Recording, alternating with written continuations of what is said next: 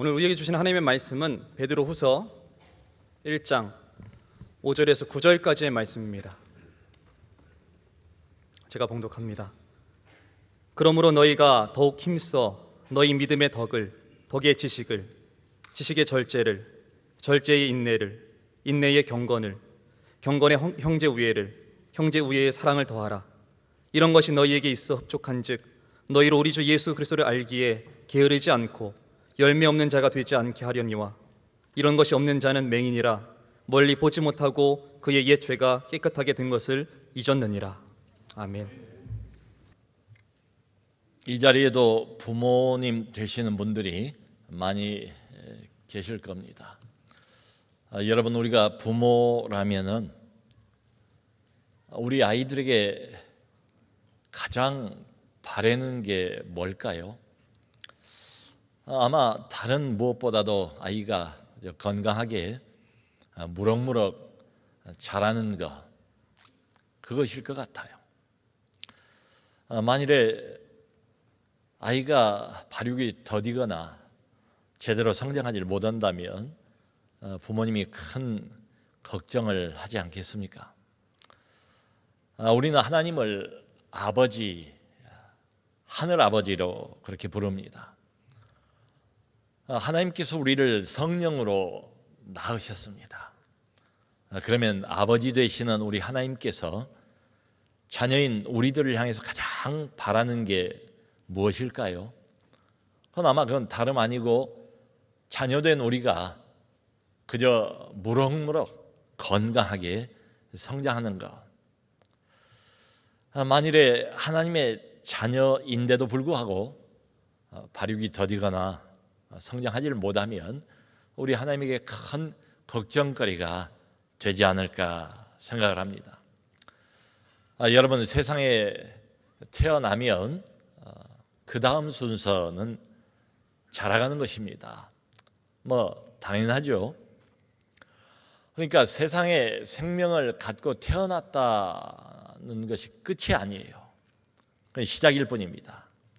그 다음에 이제 자라가는 단계가 남아 있는 거지요.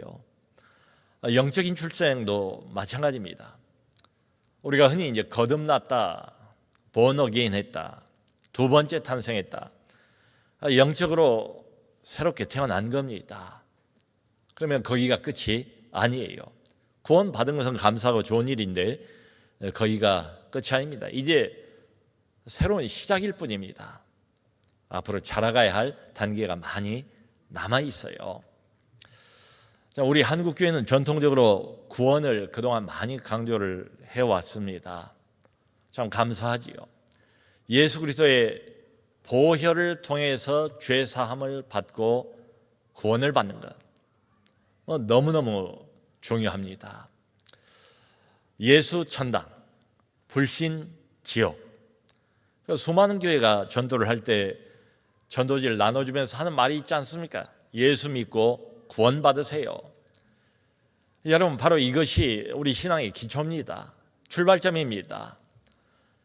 그러므로 이 가장 중요한 예수 믿고 구원 받는 이 일, 이건 절대로 양보해서는 안 되지요. 그런데 또 한 가지 생각할 것은 그게 끝이 아니다. 그게 종착 지점, 그러니까 구원의 종착역은 절대로 아니라는 사실입니다. 여러분, 신앙의 종착점이 무엇일까요? 하나님께서 우리를 구원하셨을 때에 구원하신 하나님께서 생각하시는 신앙의 최종적인 목표가 과연 무엇일까? 우리가 오늘 보고 있는 베드로후서 1장에 그게 아주 명확하게 나와 있습니다. 1장 4절 뒷부분을 보면 베드로 사도가 이렇게 말해요. 1장 4절 뒷부분, 너희가 정욕 때문에 세상에서 썩어질 것을 피하여 신성한 성품에 참여하는 자가 되게 하려 하셨느니라. 너희가 정욕 때문에 세상에서 썩어질 것을 피하여 신성한 성품에 참여하는 자가 되게 하려 하셨느니라. 이게 하나님께서 우리를 구원하신 목표래요. 자, 여기 보면 이제 두 가지 이야기가 함께 섞여 있어요. 우선은 뭔가 하면 세상의 이 파괴적인 정욕에서 피하는 일입니다. 이게 중요합니다. 여러분, 세상은 여전히 악한 정욕과 욕심으로 가득 차 있지 않습니까? 우리가 날마다 보고 듣는 게 바로 이것입니다. 많은 욕심 때문에 만족이 없습니다. 서로 헐뜯고 싸우고 서로 죽입니다. 이런 일들이 지금도 계속해서 일어나고 있어요. 그래서 악한 정욕으로 인해서 부패, 타락 이게 이제 생기고 결국 계속 되다 보면 이것 때문에 모든 것이 파괴가 되고 멸망하고 말지요. 자, 그러므로 하나님께서 어떤 사람을 구원하신다고 할 때 그건 뭘 의미하는가 하면 반드시 이걸 내포하고 있다는 거예요. 하나님의 구원은 이 악한 정욕으로 가득 찬 어둠의 세상에서 먼저 빼내오는 겁니다. 거기를 빠져나가는 겁니다. 근데 이게 전부가 아니에요. 하나님께서 우리를 세상의 어둠 속에서 세상의 정욕 가운데서 빼내셨어요. 빼내서 그 다음에 어떻게 하시는가? 그게 끝이 아니고 그 다음에 어떻게 하시는가? 바로 그 뒤에 이어서 이렇게 나옵니다. 신성한 성품에 참여하는 자가 되게 하려 하셨느니라. 최종적인 하나님의 목표 지점은 바로 여기입니다. 신성한 성품에 참여하는 자, 이건 바로 하나님의 성품을 말합니다. 하나님의 성품에 참여하는 자가 되게 하려 하셨느니라. 한마디로 하나님을 닮은 자, 하나님의 성품을 닮은 자로 우리를 만들기 위한 목표로 세상에서 우리를 빼내셨대요. 이게 중요합니다. 하나님 닮은 사람 되는 것, 이게 하나님께서 우리를 구원하신 최종적인 목표래요. 여러분, 자녀가 아빠를 닮지 않습니까? 그 부모를 닮지 않습니까? 나를 닮은 아이를 보면서 아빠들은 허무대하지 않습니까?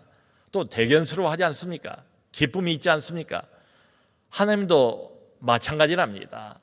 하나님 닮은 사람, 어떤 사람을 선택해서 하나님이 구원하셨습니다. 그런데 그 사람이 하나님을 닮는 사람 되기를 원하신대요.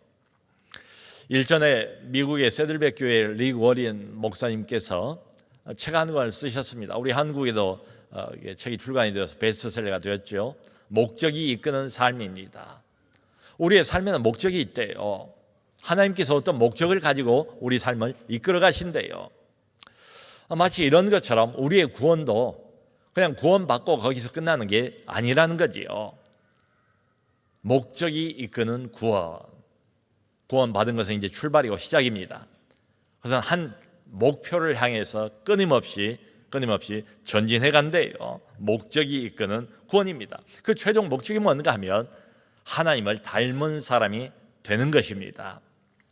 여러분, 그 웨스트민스터 소요리 문답 있습니다. 우리 기독교 교리 문답의 아주 핵심이지요. 그 소요리 문답 보면 여러 가지 질문들이 나오는데 맨 첫 번째 질문이 이겁니다. 1번 질문이에요. 사람의 제일 가는 목적은 무엇입니까? 하나님의 형상을 입어서 만들어진 모든 피조물, 하나님의 만드신 사람, 이 사람이 공통적으로 가지고 있는 목표가 있대요. 그 답이 이것입니다. 하나님을 영화롭게 하고 영원토록 하나님을 즐거워하는 것입니다.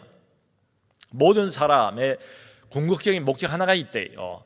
너나 할 것 없이 말이죠. 인종하고 상관없습니다. 모두가 다 갖고 있는 하나님이 우리에게 부여하신 목적이 있는데 그것은 하나님을 영화롭게 하는 것입니다. 다른 말로 하면 하나님께 영광을 돌리는 삶, 이게 바로 모든 인간이 가지고 있는 목표래요. 삶의 의미래요.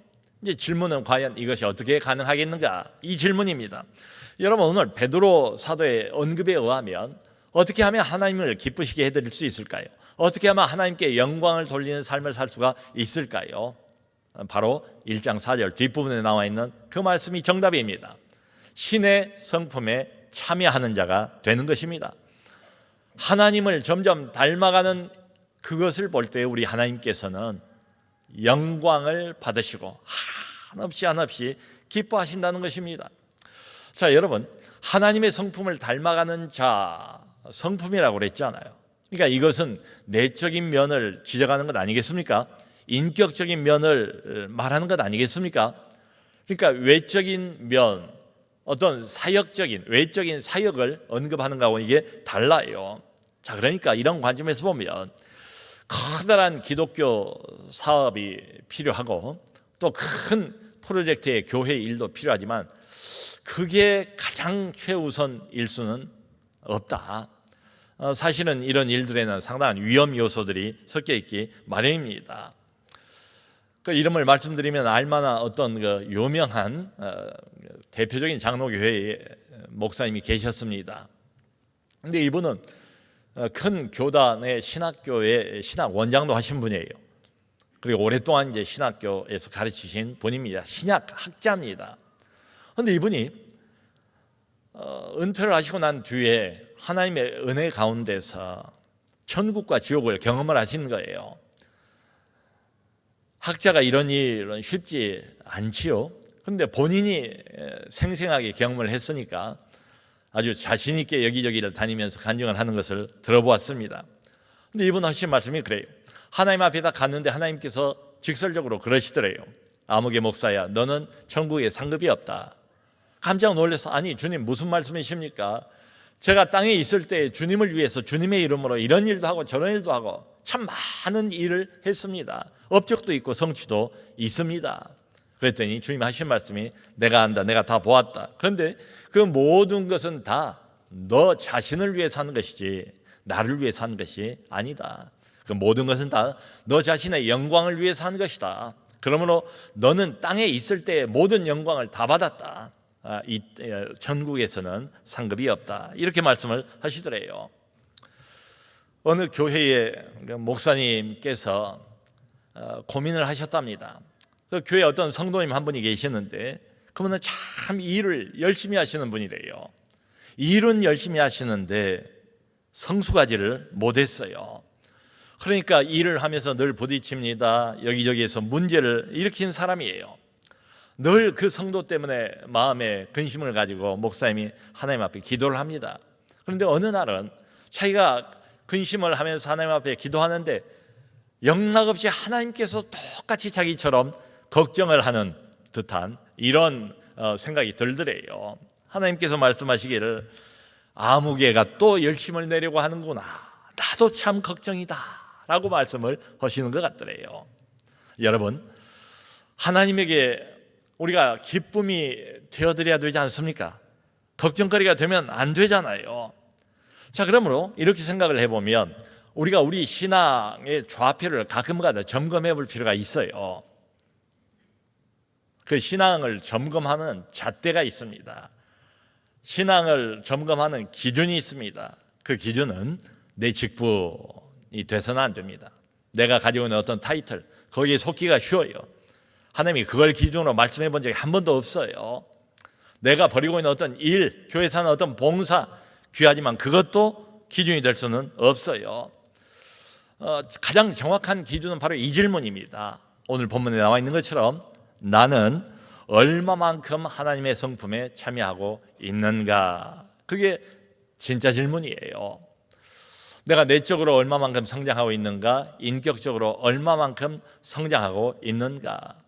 나의 성결 생활에는 진보가 있는가? 과연 열매가 있는가? 이런 것들을 정직하게 가끔 가다가 성령의 빛 아래에서 비춰볼 필요가 있습니다. 안 그러면 여러분, 우리는 구원은 받았다 할지라도 여전히 죄성을 가지고 있는 인간들 아니겠습니까? 그 죄성이 종종 나를 사로잡아 버려요. 그러면 자기를 제대로 보지를 못합니다. 자기를 제대로 보지를 못하고 내가 보고 싶은 것만 봅니다. 그리고는 거기에 집착해버리고 말지요. 이렇게 되면 아까 그 목사님처럼 무슨 일을 하든지 간에 이 모든 것을 자신의 영광을 위한 도구로 대번에 아주 쉽게 전락시켜버리고 맙니다. 그래서 아까 우리가 읽었던 그 5장 5절부터 7절은 구체적으로 점검을 해야 될 내용들입니다. 점검 리스트예요. 보면 차례대로 나와 있는데요. 믿음의 덕을, 덕의 지식을, 지식의 절제를, 그 다음에 인내를 이게 쭉쭉 더해갑니다. 그리고 맨 마지막에 사랑을 더하라. 이 8가지 종목이 나와 있습니다. 하나씩 하나씩 더해가래요. 여러분 이걸 보고 있으면 마치 그 블록 쌓기가 생각나지 않습니까? 레고를 하나씩 하나씩 이렇게 쌓아가는 것처럼 그런 모양이에요. 그러니까 우리의 신앙생활이라는 것은 단번에 완성되지 않습니다. 하나씩 하나씩 시간 걸려서 조금씩 조금씩 만들어 가는 거예요. 근데 맨 먼저 나오는 게 뭔가 하면 믿음입니다. 그리고 맨 나중에 등장하는 게 바로 사랑이에요. 이 말은 무엇이겠습니까? 신앙생활의 기초는 믿음입니다. 신앙생활의 완성은 바로 사랑이에요. 이 보면 나중 나오는 것이 이전 것에 기반을 두고 하나씩 하나씩 발전을 해나가는 이런 그림입니다. 마치 사다리와 같아요. 사다리를 올라갈 때 밑에 있는 사다리를 딛고 그 다음에 올라가고 또 딛고 그 다음 그 위로 올라가고 이런 것과 같습니다. 맨 먼저 등장하는 게 믿음이에요. 여러분 여기 말하는 믿음은 어떤 믿음을 말하겠습니까? 아시는 것처럼 구원 얻는 바로 그 믿음입니다.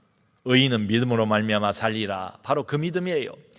예수 그리스도를 통해서 죄 사함을 얻는 바로 그 믿음입니다.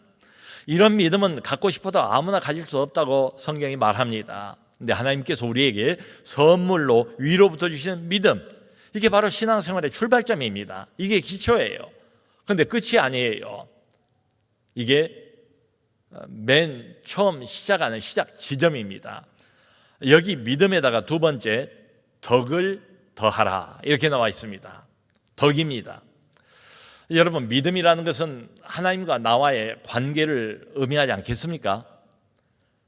그런데 하나님과 나와의 관계가 정말 참된 관계가 된다면 그것은 반드시 나와 다른 사람들과의 참된 관계, 그걸로 표현이 된다는 이야기입니다. 하나님께서 내게 은혜를 베풀어 주셨습니다. 하나님께서 나를 향해서 베풀어 주신 선하심, 그것은 다른 사람을 향한 나의 선함으로 나타나게 되어 있다, 이런 말입니다. 그게 바로 덕입니다. 근데 세 번째를 보면 덕에 지식을 더하라 이렇게 되어 있습니다. 덕에 지식을 더하래요. 지식이 왜 필요할까요? 다른 사람을 향해서 가지고 있는 어떤 선한 의도, 덕을 베풀고자 하는 의도가 있다고 합시다. 그런데 이 선한 의도가 적절한 지식이 없고 지혜가 없으면 엉뚱한 결과, 좋지 않은 결과를 가져오는 경우도 있습니다. 예를 들면 오래전에 중세 때에 유럽에도 흑사병이 돌지 않았습니까? 패스트가 돌지 않았습니까? 여러분 그때에 교회는 무엇을 했습니까? 어려움을 만나면 교회는 모이지 않습니까? 모여서 기도하지 않습니까? 그러니까 이 패스트가 전염병이고 흑사병인데도 불구하고 지식이 없으니까 자주 모였어요. 모여서 기도회를 열었습니다. 의도는 좋았습니다. 그런데 지식이 없으니까 엉뚱한 결과를 초래하고 만 것처럼 말이죠. 그러니까 우리가 베푸는 이 덕이 진정한 덕, 효과 있는 덕이 되기 위해서는 반드시 실제적인 지혜가 거기 더해져야 된다, 이 말씀이죠. 그 다음에 네 번째로는 이 지식의 절제를 더하라라고 말합니다. 지식의 절제가 필요하대요. 이것은 당시의 초대교회 상황하고 관련이 깊습니다. 뭔고 하니 이미 이때 당시에도 교회 안에 거짓 교사들이 가만히 들어와서 교회를 매우 혼란에 빠뜨려 놓았습니다.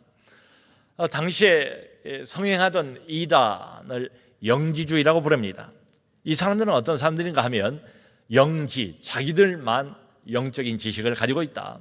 다른 사람들에게는 없는 지식, 그러니까 자기들을 따르고 자기들 말을 들어야 이 영적인 지식을 나누어 얻을 수 있다는 거지요.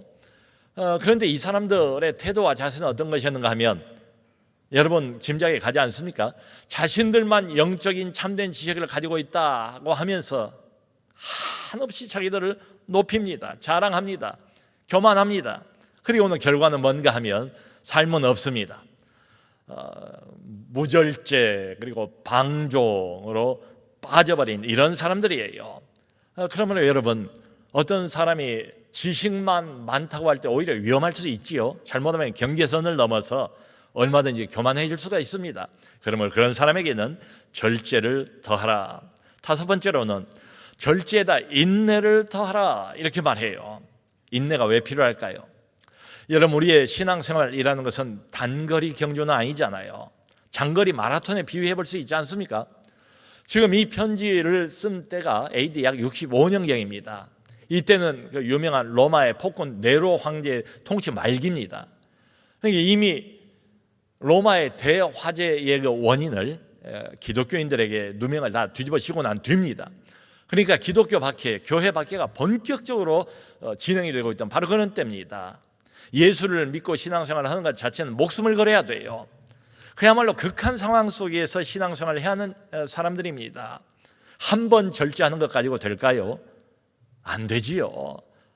오랫동안 인내하면서 끝없이 참아가면서 신앙생활을 할 수밖에 없습니다. 그러므로 인내를 더하라. 여섯 번째로는 인내의 경건을 더하래요. 왜 인내의 경건이 더 필요할까? 여러분, 잘 참고 인내심이 강한 사람들은 보면 되게 의지력이 강하지 않습니까? 그런데 의지력이 강한 사람들도 가만히 이렇게 보면 대단히 독립적이에요. 의지가 강하기 때문에 다른 사람을 기대려고 하질 않아요. 자칫 잘못하면 하나님을 떠나기도 쉽고 그리고 자율적으로 살아가기도 쉽습니다. 그러므로 의지가 있고 그래서 인내하는 것은 좋지만 그런 사람들은 늘 신앙의 방향을 하나님을 경외하는 경건 쪽으로 돌려야 됩니다. 그래서 경건을 더하라. 일곱 번째는 이 경건에 형제 우애를 더하라 이렇게 말해요. 이건 또 왜 그럴까요? 여러분, 하나님을 향한 이게 경건이잖아요. 그런데 하나님을 향한 경건도 너무 지나치면, 경건은 좋은 것인데 늘 지나치는 게 문제입니다. 지금 이 8가지 모두가 다 연결이 돼 있어요. 균형을 잡아나가고 있는 것입니다. 경건은 좋은데 이 경건이 지나쳐버리면 사람을 향한 따뜻한 마음을 또 잃어버리기가 쉽습니다. 하나님만 바라봅니다. 마치 수도원에서처럼 사람을 향한 애정, 따뜻한 마음, 이걸 상실하기가 쉬워요. 실제로 초대교회 중에도 이런 교회들이 있었습니다. 여러분, 계시록, 요한계시록 2장을 보면 예수님께서 에베소 교회에 그런 말씀을 하지 않습니까? 네가 내 이름 때문에 오래 참고 인내하고 게으르지 않고 부지런한 것을 내가 안다. 내가 다 보았다. 그걸 칭찬하세요. 그러면서 하신 말씀이 그러나 너의 처음 사랑을 잃어버렸느니라. 처음 사랑을 잃어버려요. 그래서 지나친 경건으로 빠지지 않도록 형제 우애를 더하라. 그 다음에 8번째 마지막으로 형제 우애에 사랑을 더하라 이렇게 말합니다. 이 사랑이 모든 덕목의 완성입니다. 여기 나오는 이 사랑은 헬라어로는 아가페입니다. 아까 형제 우애는 필라델피아로 되어 있어요. 미국에 필라델피아라는 도시가 있잖아요. 바로 헬라에서 나온 도시 이름입니다.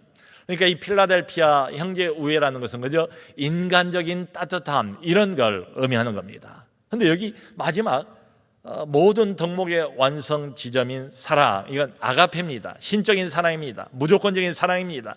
하나님이 우리를 그대로 있는 모습 그대로 받아주신 것 같은 그런 사랑이에요. 여러분, 믿음으로부터 출발을 해서 사랑이 모든 덕목의 완성입니다. 고린도 전서 13장 바울이 그렇게 말하지 않습니까? 믿음, 소망, 사랑 이 세 가지는 항상 있을 것인데 그 중에 제일은 사랑이라. 예수님께서도 그런 말씀을 하시잖아요. 모든 율법은 요약하면 딱 2가지래요. 내 하나님을 사랑하라. 그리고 내 이웃을 내 몸처럼 사랑하라. 사랑입니다. 예수님께서 십자가로 가시기 전에 제자들과 함께 시간을 보내시면서 그런 말씀을 하지 않습니까? 새 계명을 너희에게 주노니 서로 사랑하라. 서로 사랑하라. 이게 마지막 계명이래요. 여러분, 이 8가지 믿음으로부터 시작을 해서 사랑까지 이 8가지가 보시면 어떻습니까? 서로 보완관계예요. 서로 균형을 이루어주고 있습니다. 자, 이렇게 보면 분명한 것은 뭔가 하면 우리의 신앙이라는 것은 구원받고 난 이후로 균형 있게 계속해서 성장할 필요가 있다, 이 말씀이죠. 성도 여러분, 과연 이 8가지 덕목 중에서 내게 몇 개나 해당이 될까 한번 생각을 해보면 좋을 것 같아요. 나는 과연 이 8가지 리스트를 바라보면서 나는 계속해서 이 8가지에서 한 단계 한 단계 발전하고 있는 것인가? 이런 질문을 좀 자신에게 던져볼 필요가 있을 것 같아요. 가장 바람직하지 못한 케이스는 이겁니다. 이런 하나님의 말씀에 대해서 전혀 관심이 없어요. 교회는 나옵니다. 봉사도 합니다. 그런데 이런 하나님의 말씀, 구원이 전부가 아니다. 네가 바라봐야 할 최종 목표 지점이 따로 있다. 그 목표 지점까지 모든 노력을 다하라. 그리고 할 수 있는 모든 노력을 다하고 그리고 미루지 말고 지금 당장 하라. 여기 5절에서 7절 믿음부터 쭉 나오는 내용 바로 앞에 그게 나와요. 그러므로 너희가 더욱 힘써 라고 나오지 않습니까? 그러므로 너희가 더욱 힘써. 이 더욱 힘써라는 말이 뉘앙스가 바로 그거예요. 할 수 있는 모든 노력을 다 퍼부어라. 그리고 그것을 절대 미루지 말라. 지금 당장 하라. 이런 뜻입니다. 여러분, 근데 이런 것들에 대해서 전혀 관심도 없고 이런 목소리에 대해서는 마음문을 닫아버린다면 그게 정말로 문제예요. 그런 사람에 관해서 여기 베드로 사도가 9절을 보면 이렇게 말합니다. 이런 것이 없는 자는 맹인이라 멀리 보지 못하고 그의 죄가 깨끗하게 된 것을 잊어버렸다 이 말이죠. 맹인이래요. 영적인 눈이 어둡대요. 교회는 나올지 모르지만 이런저런 봉사도 하고 겉으로는 멀쩡한 신앙생활을 하는 것처럼 보일지 모르지만 그러나 이런 것들에 대해서 전혀 관심도 없고 마음도 주지 않는 그런 사람이라면 영적으로 맹인이다. 하나님을 보지 못하는 사람이다. 몸만 보는가 하면 바로 눈앞에 세상의 정욕입니다. 하나님이 거기에서 자기를 빼내왔는데도 여전히 거기에 집착을 하면서 본인의 정체성, 본인의 영적 좌표가 무엇인지, 내가 어떻게 해서 여기까지 오게 됐는지, 어떤 은혜를 내가 받았는지 이걸 완전히 망각해버린 이런 사람이라고 질타를 합니다. 성도 여러분, 왜 많은 신자들이 신앙생활을 하다가 넘어지게 될까요?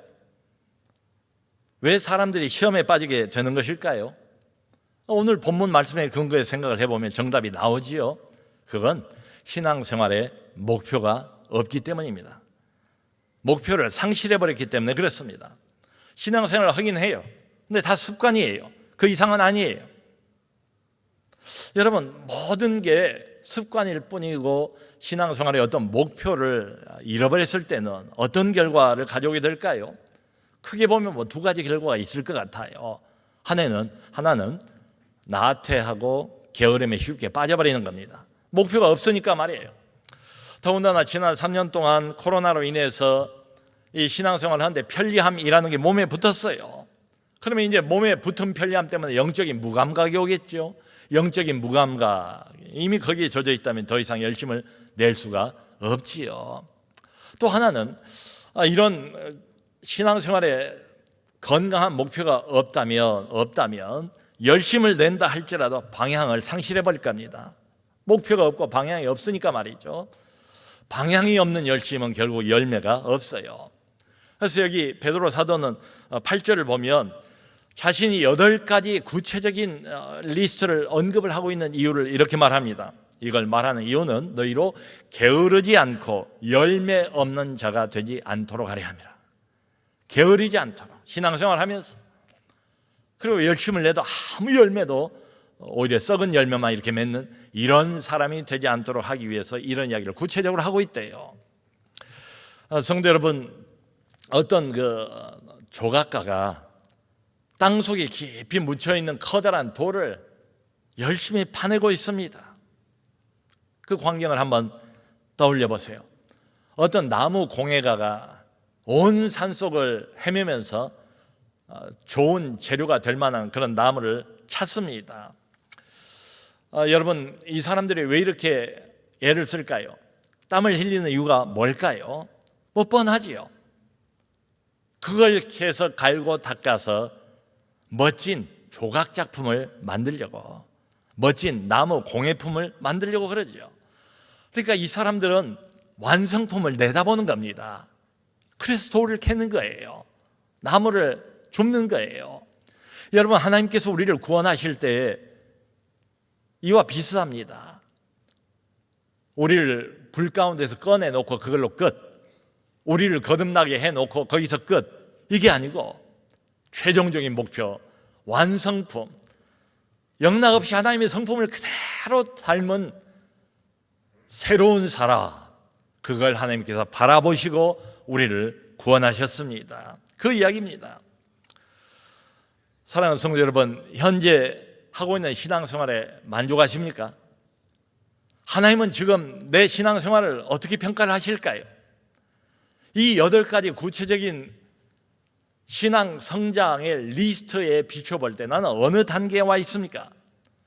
구체적인 열매들이 조금이라도 내게 있습니까? 만일에 그게 없다면, 보이지 않는다면 점검을 해야지요. 나는 무엇이 부족한가? 나는 어디서 멈춰져 있는가? 이것을 성령의 조명 아래에서 정직하게 한번 점검해 볼 필요가 있습니다. 여러분, 등산을 해서 산을 올라갔는데 어쩌다 길을 잃어버린 경우가 있지 않습니까? 그러면 어떻게 해야 되겠습니까? 작년 가을에, 늦가을에 저도 산에 올라가서 좀 빨리 내려올 생각으로 길이 없는 곳으로 찾아 들었는데 그만 길을 잃어버렸어요. 그러니까 낙엽은 푹푹 빠지고 길은 보이질 않고 해는 뉘엿뉘엿 넘어가고, 그럴 때 어떻게 해야 되겠습니까? 다른 방법이 없어요. 그럴 때는 항상 먼저 왔던 장소로 가도 괜찮습니다. 길을 찾아야 돼요. 다시 길만 찾아내면 됩니다. 그러면 그 길이 저기 안전하게 마을까지 연결이 돼 있으니까 그 길을 다시 따라가면 되는 거예요. 여러분, 신앙생활을 하다가 방황하는 경우가 있습니다. 배회하는 경우가 있습니다. 예전 같지 않게 이상하게 마음이 스산하고 교회를 나와도 별로 은혜가 안 되고 이런 경우들이 있습니다. 그게 목표를 상실해서 그렇습니다. 길을 잃어버려서 그렇습니다. 어떻게 해야 될까요? 다시 신앙의 길을 찾으면 됩니다. 바로 오늘 우리가 읽은 이 말씀이 성경이 제공하는 8가지 신앙의 길입니다. 우리가 취해야 할, 우리가 다시 찾아야 할 분명한 신앙의 방향입니다. 이것을 목표로 삼는 우리 모두가 될 수 있기를 바랍니다. 믿음으로부터 항상 출발합니다. 어쩌면 여기 대부분의 사람들은 이미 출발을 했습니다. 그런데 아직 완성은 한참 남아 있습니다. 마지막 8번째, 사랑까지 가야 됩니다. 이 모든 것들이 다 무엇을 목표로 하고 있다고요? 하나님이 우리에게 그토록 원하시고 바라시는 게 뭐라고요? 우리에게 최종 목표로, 너의 최종 목표는 이것이다, 여기까지 오너라 라고 늘 그림처럼 우리에게 보여주시는 목표가 있다면 바로 이것입니다. 신의 성품에 참여하는 자가 되게 하려 함이라. 그저 교회를 정기적으로 왔다 갔다 하는 데서 끝나는 것이 아니고, 그저 몇 가지 봉사를 하는 데서 끝나는 것이 아니고, 그저 교회에 좀 더 무거운 타이틀을 얻는 것이 목표가 되는 게 아니고, 하나님이 생각하는 목표는 정해져 있습니다. 예나 지금이나 똑같습니다. 그것은 하나님의 성품을 닮아가는 자가 되는 것입니다. 그러므로 사랑하는 성도 여러분, 믿음에서 사랑까지 계속해서 더하시기를 바랍니다. 그리하여 하나님의 성품을 닮아가는 사람으로 계속 자라가는 우리 모두가 될 수 있기를 주님의 이름으로 축원합니다.